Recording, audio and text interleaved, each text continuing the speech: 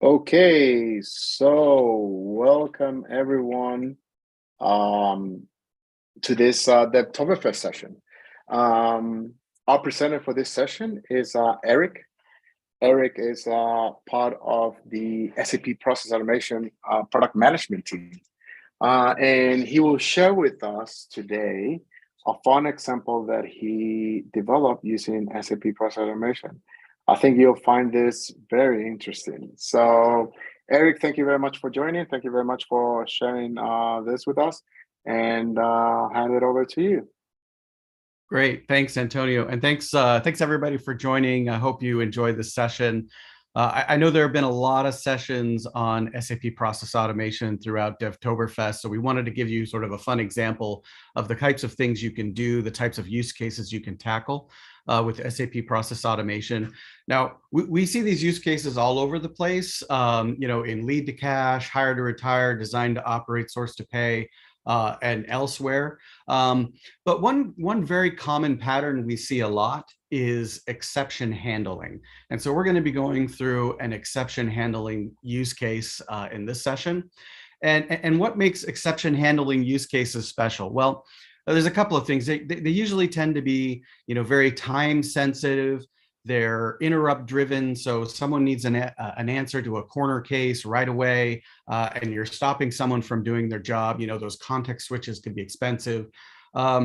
Exception handling use cases can be very, on one hand, either very open-ended, so maybe it's something new you've never seen before, you need to innovate, or in some cases it can be very repetitive, and you have people doing the same repetitive tasks over and over again, which is no fun for anyone. Another challenge we often see in exception handling cases is siloed data.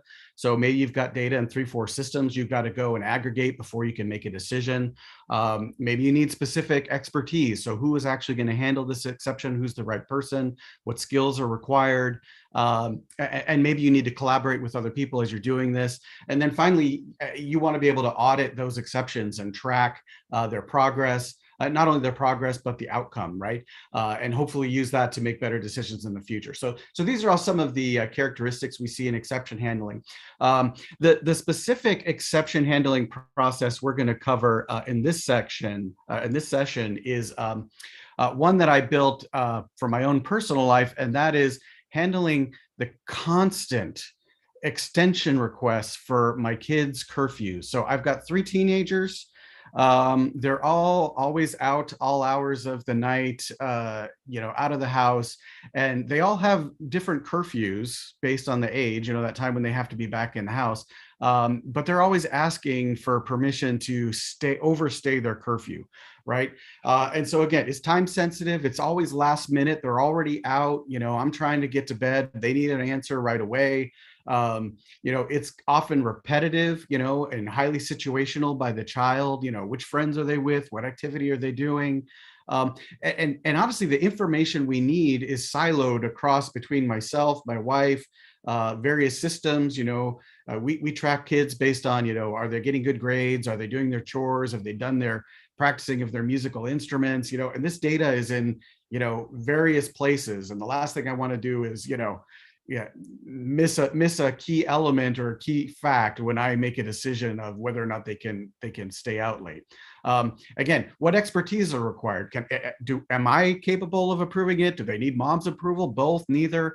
And because of the timely nature of this, you need very clear collaboration, right? You don't want the kids saying, well, I thought you said I could stay out, or mom said, or whatever, right? So we're trying to avoid the but you said type of scenarios. And finally, we need to be able to audit this and prove what the outcomes of these workflows were, right? We don't want situations where the kids are saying, well, that's not fair. How come you don't approve it when I ask, etc. So this is the example that we're going to go through. Again, this is going to be like 99% of other exception handling use cases that we see, but hopefully a little bit fun.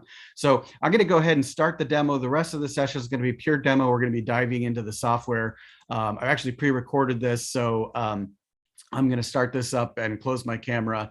If you have any questions, feel free to ask them in the chat, and we'll take a look at them after the video. But here we go.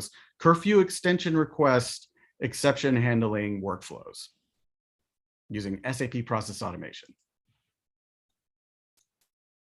Okay, so let's walk through how I created my curfew extension exception handling workflow. So I'm currently in my SAP Business Technology Platform cockpit.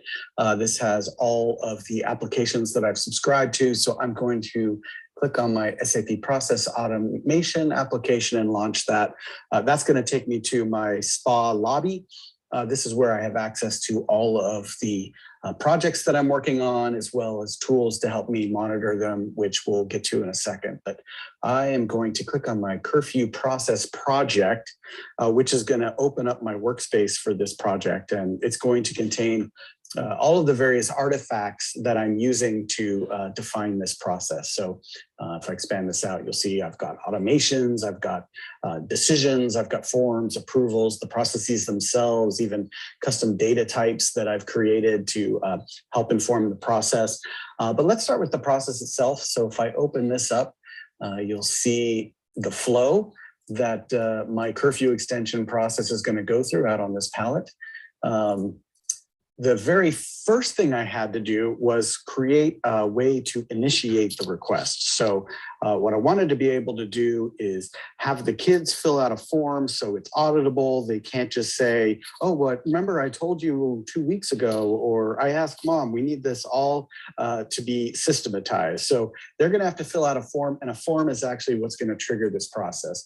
So if I click on this form here and open up the editor, you can see the form design tool, which comes with SPA. Again, you get a palette with a set of controls. You simply drag and drop them, whether it's text that you want to add to help the kids inform how to fill out the form or what data you're looking for, or inputs that they can supply in various data formats. So in my example, the kid first is going to have to specify who they are. So they'll, in some cases, maybe you could do it on behalf of someone else. So you specify who the child is, the date that you want the curfew to be extended, the extension time in hours, how long you want it to go for. They need to supply a reason code. This is going to be really useful later on when we start to build some dashboards about the process instances themselves. So I've defined a number of predefined activities they can specify as the reason why they need an extension from, maybe they've got an after party or trouble with law enforcement, flat tire, or just, a Taco Bell run. Again, more information about how to fill it out. And then I require the kids to put in a business justification, if you will, if you see my air quotes.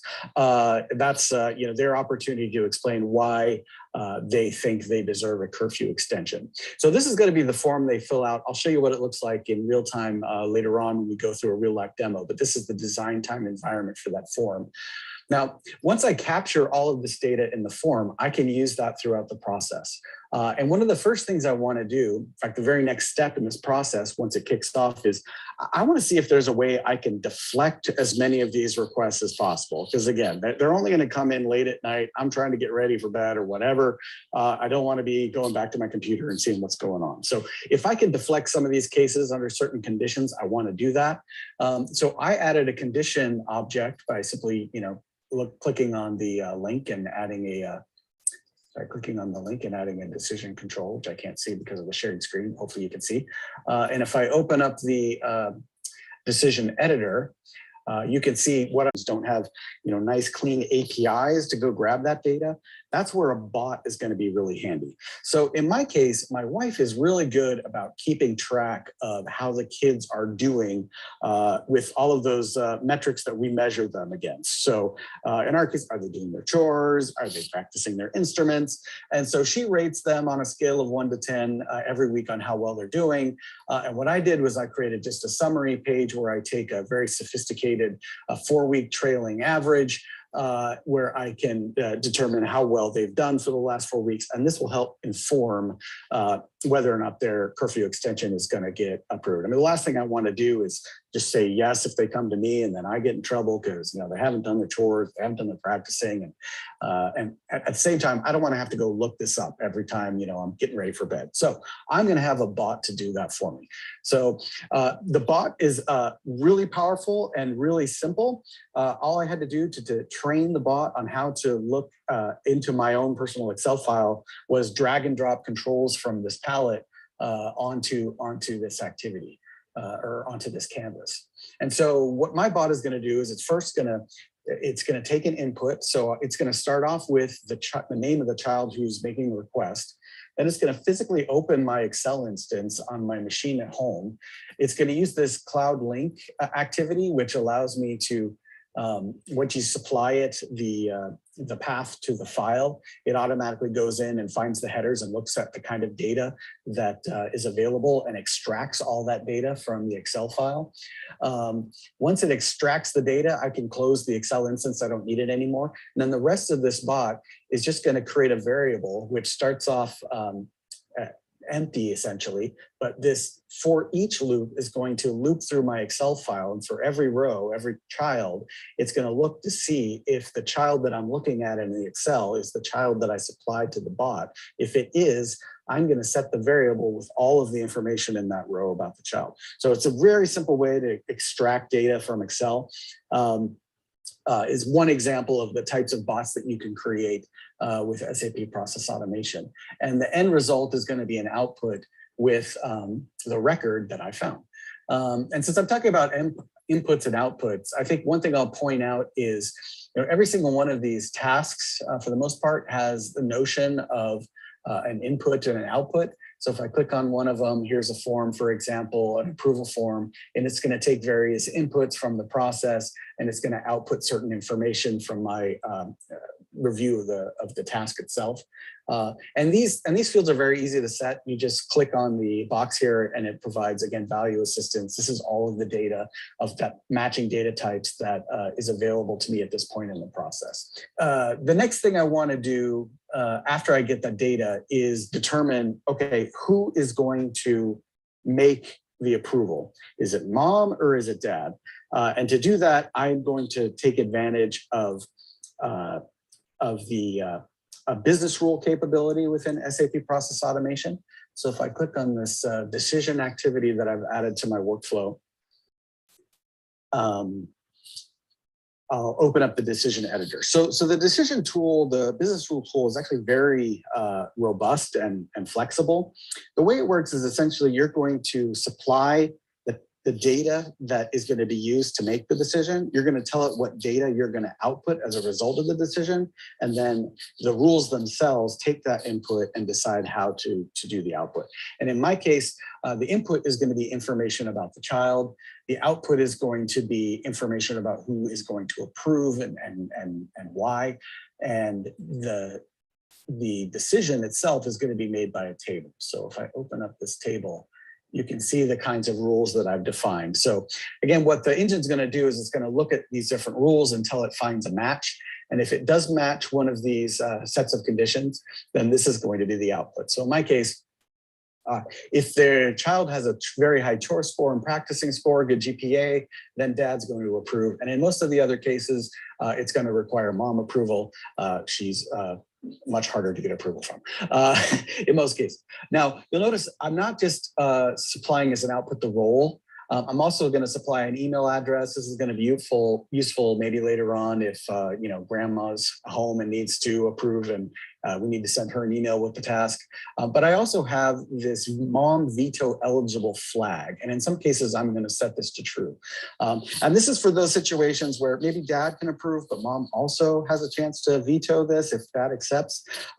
So depending on certain conditions, that's going to evaluate to true as well. So this decision table task is ultimately going to result in a row with these outputs, which is going to determine the performer of the approval based on input from the process.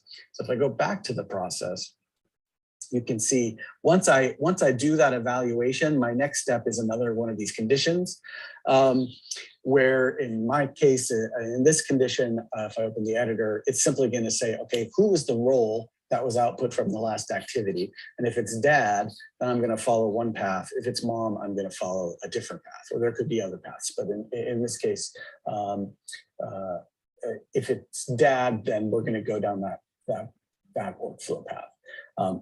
Now let's assume it is dad. In that case, I need a task to approve. So this is the approval step. You'll notice I'm able to for example, use, again, more value assistance in creating a subject. So I'll get a notification that, who is actually asking for the curfew extension. And if I drill into this, again, a similar form to what I showed you before that I created in this design environment to give me the information that I need to complete the task. So some of this data is going to come from earlier in the process. So things like who's requesting it, the date of the request, the proposed extension, reason codes, etc. And you notice I've deliberately made some of these read only, so it doesn't make any sense for me to change who the request is for or the reason code, but maybe I do have the authority to change the date of the request or even change the extension time. So maybe they ask for 4 hours and I'm not going to allow that, but I'll allow 1. I can go ahead and change those. In addition to that basic information, I'm also going to supply to myself data from the Excel file. So again, the whole point is I just want to have everything I need to complete this task right in front of me. I don't want to have to go diving into other systems. So I'm going to let myself know, okay, here's the most recent chore and practicing scores, et cetera. And then I have the ability to supply additional comments in my approval or rejection. So that's the task that I'm going to have to fill out. And you can see this task has 2 possible exits. I could approve it or I could reject it. Very simple. If I reject it, I end up following this path down here to a curfew rejection notice that the kid will receive. If I approve it, we're still not done. We need to supply some more conditions to see how the process is going to flow. And this is where that mom veto eligible flag came into play. So even if I approved it, I'm going to have my process just double check. And if that mom veto eligible flag is true, then I'm going to also send a task to their mom. If not, I'm going to go ahead and do the approval. Now, one thing I'll note, I won't drill into the mom task because it's literally identical. I'm using the exact same approval form, so I can repurpose these forms, across processes if I want or within the same process. And it's very easy to do that. Now, again, she can approve or reject. If she approves, it follows this path that sends it to the approval notification. Again, just another form with information about the approval and what's been approved. Again, any notes that I've supplied, if I've changed the curfew time, it would show up here. And then some information about how when they get this task, I want them to complete the task the second they get home. That way the process knows not only did they get an extension, but it also knows did they comply with that extension by coming home at the appropriate time. Okay, so let's walk through maybe a real life example of how this might work. So to do that, I'm just going to go to my deployed version. So just as a note on releasing and deploying. So when I'm done and I'm ready to test this workflow, all I do is hit this release button. That's going to package up all of the artifacts that are required for the running of this process, the automations, the forms, et cetera, and essentially laminate them, if you will, put them in a box and version it. Once it's released, I can then deploy it. And once it's deployed, it's actually available for execution. So you can see I've got a number of different versions of it as I've iterated on this particular process. I'm going to look at the deployed version. And if I go into the deployed version, you'll notice this very first step. Now that it's deployed, the system's automatically generated a link that I can use to reach that initial form. So I'm going to copy this link. I'm going to put it in my browser here. And this is the link that the kids will see when they go to run this form. So I can bookmark this in their phones, very easy for them to get to. So let's send a few through. So let's say one for, let's say Clara. She wants an extension this weekend for 2 hours because she wants to go to Taco Bell with her friends, and she can specify who she's going with, Sydney, the person, not the place, and she'll go ahead and submit that. Now, if you remember from my flow, that's not going to be particularly interesting because I just automatically approve everything from Clara right now. So let's also maybe send one in from William. Maybe this one is for today. And he wants to stay out for 3 hours because he has a flat tire. He seems to get a lot of flat tires. So he can fill that out and let us know he's got a flat tire, and that's why he needs to stay out. Okay, so I've got a couple of processes in flight. Now, I mentioned that when I showed you the lobby, that this will also give me tools for monitoring what's going on. So this is really helpful for administrators. So I'm just going to go to the monitor section. This is where I can see information about in-flight workflows or processes, all the automation jobs that are running. So if I come in and look at the process and workflow instances, it's going to supply a list of all of the in-flight processes and how they're going. So if any of these get blocked or stuck for any reason, this is a useful place to go see what's going on. So you can see I've got a couple of workflows that were created today.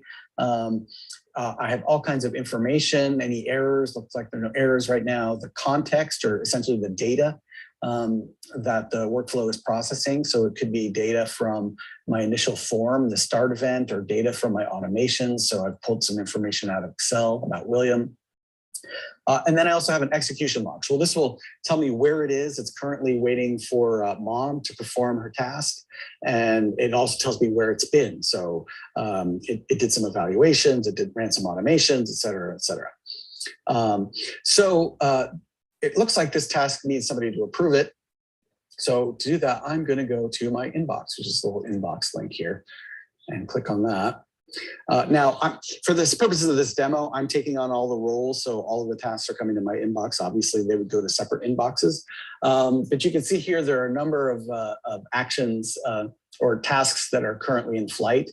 These two most recent ones are the ones I just created. So Claire has already been approved because of the way the process works. She was auto-approved for her Taco Bell run this Friday.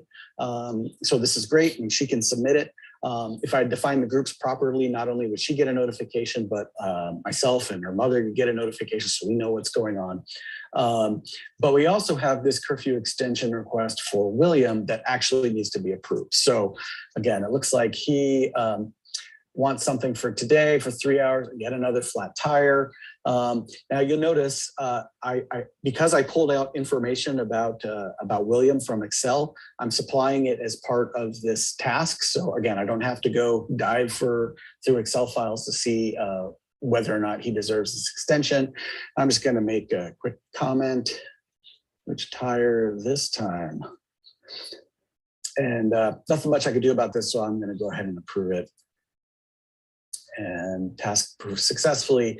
And you'll see if I refresh my list, I should have an approval for William in here too. Yeah, here we go. William's got an approval now. Now, there may be other instances where you want to visualize how your processes are going. So to do that, SAP Process Automation has very powerful visualization tools. I'm just going to go pull up my, my process. And they're called visibility scenarios. So you can see I've got a visibility scenario that I supply with this package, with this application. And a visibility scenario is essentially a dashboard. So what you do is you tell the engine what information you're interested in reporting on. So if maybe information about the kids, information about the approvers. You define metrics, the things you want to measure. So in my case, things like maybe rejection rates or number of rejections. There's all kinds of measures that just kind of come out of the box that are true for every process that you can use. So I've added a few calculated metrics myself. And then you define how you want to measure performance. Again, a number of charts and graphs that come out of the box and a number that you can define. But let's just take a look at my dashboard. So I can get a link to it right here from the activity, and I'll just open up this dashboard link in a new window. Give us a second. And this is going to tell me everything I want to know about my current in-flight processes. So again, some of these come straight out of the box. Basic reports like how many instances are currently open. Are there any that are critical or at risk because maybe they're waiting on tasks that are passing due dates, if you will. How many have been completed? How many were completed with or without exceptions? So some basic things about the process, but then also things that I've defined. So maybe I want to know about the approval workload. Who's doing the bulk of the approvals? In my case, it looks like mom is getting most of the approvals. Dad is getting hardly any because, well, a lot of them are being auto-approved, so nobody's approving. I can also look at things like, well, what are some of the more common reason codes for requesting? So it looks like 8 is pretty popular. I can drill down on that and see that it's the Taco Bell run seems to be fairly popular, especially with Clara. But the one I want to look at right here is rejection rates. So this is also useful for me to kind of get an overview. I mean, the kids are always complaining, how come you always let William do something or whatever? And this is my proof if whether that is true or not. And it looks like actually I'm rejecting a lot of Julia's requests, a good portion of William's, but none of Claire's, which makes sense because you saw how the process was designed to flow. At the moment, she always gets approved. So this tells me maybe I need to do some iteration on my workflow to make it a little bit more fair. So let's go back to my workflow and see if we can do something about this. So I'm going to go back to the current editable version and add some additional logic into my workflow. And actually, I'd already done this, so I kind of skipped over it. What I want to do is I want to give the other kids a sporting chance to be automatically approved, not just Clara. So I added another condition, which I skipped over in the first part. And this condition is essentially going to look at the chore scores and the practicing scores that came from the Excel file. And if they're very high, then and if all of these are true, not either or, if all of them are true, then this condition is going to be true, and we're going to follow the automated approval path. Otherwise, we're going to go through the workflow. So this will just be another way to not only deflect more cases, and particularly cases that tend to come to me, if you were paying attention to the decision tree, but also give the other kids a more sporting chance to get approved. So again, it's very helpful to use the visibility to kind of see how things are going at a macro level and use that information to make micro adjustments into your process and constantly improve and do it in a very simple way. So that's the demo. Thanks for paying attention and thanks for listening and the time. I hope this, even though it was a silly example, gave you a sense of the kinds of things you can do with SAP Process Automation. A lot of these activities you see in any type of exception handling workflow, or frankly, any workflow at all for that matter. I mean, there's always a need to trigger the flow somehow, to capture information from a requester, to look up information in external systems, look for data that's going to be useful to making a decision. Then you have to decide who needs to take care of these tasks or under what conditions you can just automatically take care of them. And then if you do need a human to be involved, you need human intervention. How do you supply the right information to the right user at the right time so they can make timely decisions and do it all in a way that's auditable, trackable, manageable, and hopefully easily changeable as your processes change. So thanks again. I hope you enjoyed this, and stay tuned for more fun family demos in the future. Bye-bye. So that's it. I know we're running. So let's walk through how I created my curfew. We don't need to do it twice. Hopefully you enjoyed that example. I know we're kind of running it up to time, but if there are any questions or maybe feedback, maybe you got some ideas on how I can improve my curfew process, I'm all ears. I guess we can use the chat for that. Unfortunately, I can't see the chat, so Antonio, you'll have to let me know if. Yes. I can share some of the feedback and some of the ideas that are on the chat. So. So thank you very much for your demo. There are no questions on the process, but there are definitely some ideas here. So for example, Tom shared that there needs to be an automatic rule that if requested.target equals that, then response should be, did you ask mom? So to always ask mom. I found quite interesting the step that you have there of the veto power that mom has, right? Even after that's approval, you do have a veto power there, which is interesting. Also, there's another feedback about a possible infinite loop. So for example, if child asks mom and mom responds, you should ask father, and father responds, you should ask mom, then we have a problem, right? Like I will just go on a cycle and forever.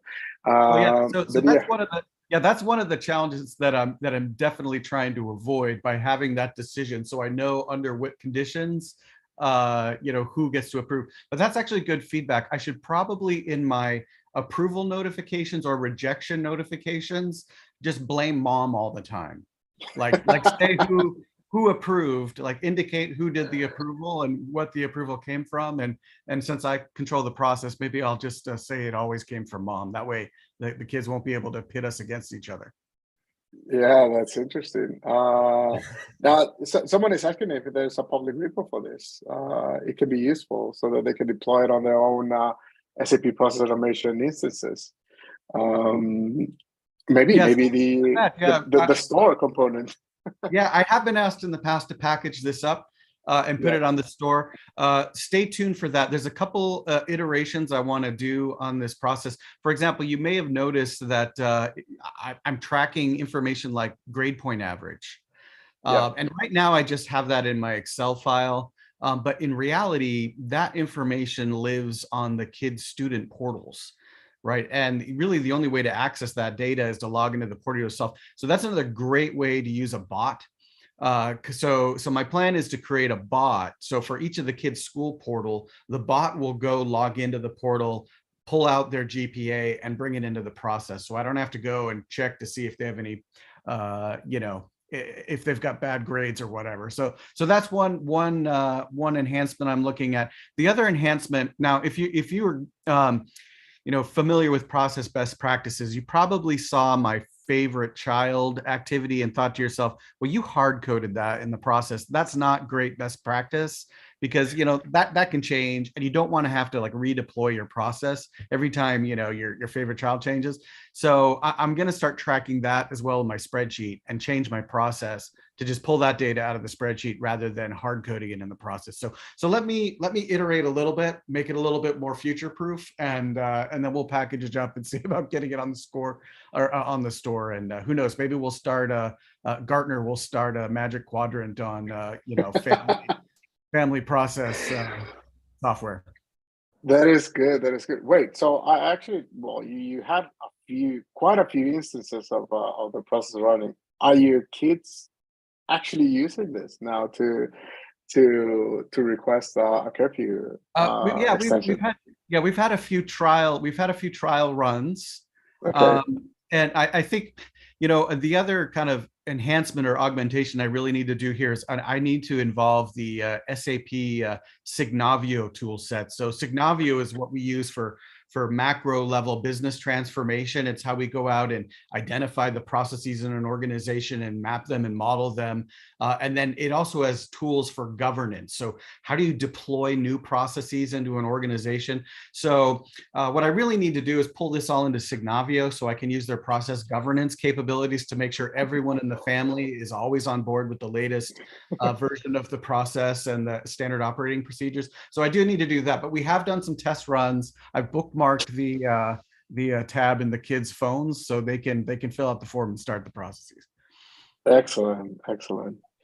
Well, thank you very much for your time. We're done with the time that we have allocated for this stream, but this was very interesting. And as Dominic shared on chat, this is a nice example, not a silly example. So thank you very much for sharing it. And I guess it's much easier to process the different concepts that there are for business process modeling, right? When you have a process like this, which everyone is quite familiar with. So thank you very much, Eric. No problem. Yeah, thanks everybody. Appreciate the time. Okay, see ya. Bye. Thank you everyone for joining.